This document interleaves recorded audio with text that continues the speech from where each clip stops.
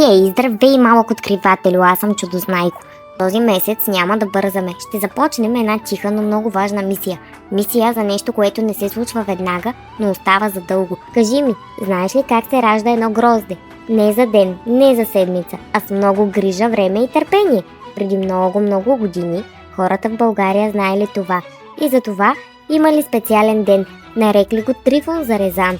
Това е български празник, празник на лозарите, на хората, които се грижат за лозята. Той се празнува на 14 февруари. В този ден хората обличат красиви народни носии, пеят песни и излизат при лозята си. Но знаеш ли какво носят в ръцете си? Лозарски ножици. Те са остри, но не за да нараняват. С тях лозарите подрязват лозите, отрязват старите пръчки, за да може лозето да порасне по-силно. Защото понякога, за да порасне нещо хубаво, трябва първо да се погрижиш за него. И за този празник има една много специална приказка. Тя от книгата Български обичаи в приказки и се казва Змеят и лозето. Змеят бил силен, голям и нетърпелив. Той не искал злато, не искал съкровища. Искал плода, сладкото грозде, но без да се грижи за лозето.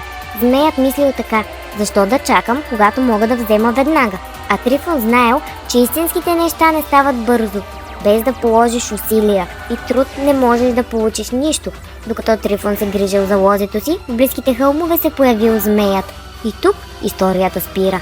Не защото няма продължение, а защото сега е твой ред да помислиш. Но знаеш ли нещо много интересно? Докато някои искат плода веднага, други хора преди хиляди години са мислили за бъдещето. В България има едно място, където хората не взимали, а оставяли. Оставяли рисунки, знаци, послания.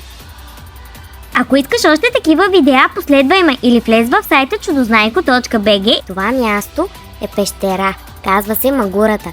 Там по стените на пещерата древните хора рисували, за да разкажат какво знаят на тези, които ще дойдат след тях.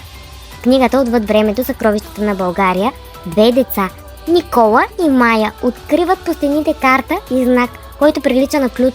Те тръгват навътре и стигат до врата. А за тази врата има съкровище. Но не такова, каквото се слага в джоба, а такова, което се носи в ума и сърцето. И тази история ще оставим за сега, защото истинските приключения започват с въпрос и продължават, когато тръгнеш да откриваш сам. Аз съм Чудознайко и мисията започва сега. Готов ли си заедно да се потопим в приключението в един свят на загадки, знания и игри? Разгледай нашите специални приключенски книжки в сайта чудознайко.bg.